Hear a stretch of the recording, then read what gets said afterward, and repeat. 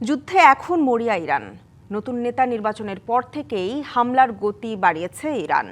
ইসরায়েলকে লক্ষ্য করে বিধ্বংসী ক্ষেপণাস্ত্র ও ড্রোন ছুড়ছে তেহরান। ইসরায়েলের মধ্যাঞ্চলে চালানো হয় ইরানের ক্লাস্টার বোমাবাহী ক্ষেপণাস্ত্র। হামলা চালিয়েছে সৌদি আরব, দুবাই, বাহরাইন ও আরব আমিরাতেও। জবাবে ইসরায়েলেও তেহরানে ব্যাপক হামলা চালিয়েছে।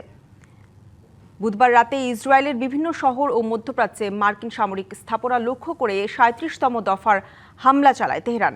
ইরানের বিপ্লবী গার্ড IRGC জানায়, টানা ৩ ঘন্টার এই অভিযানে নতুন প্রজন্মের সুপার হেভি খোররামশার ক্ষেপণাস্ত্র ব্যবহার করে কয়েক স্তরের সমন্বিত হামলা চালানো হয়।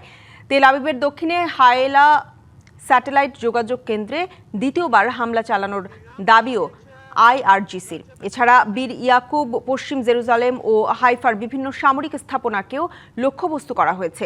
জবাবে তেহরানে ব্যাপক বিমান হামলা চালিয়েছে তেল আবিব। সামাজিক মাধ্যম এক্সে দেশটির প্রতিরক্ষা বাহিনীর পক্ষ থেকে জানানো হয়, ইরানি সশস্ত্র বাহিনীর অবকাঠামো লক্ষ্য করে বিমান চলে। এদিকে লেবাননের দক্ষিণাঞ্চলীয় শহর জৌয়ায় ইসরায়েলি হামলায় শহরটির মেয়র ফাউজি ফাওয়াজ ও কাউন্সিল সদস্য আব্বাস বালবেকি নিহত হয়েছেন।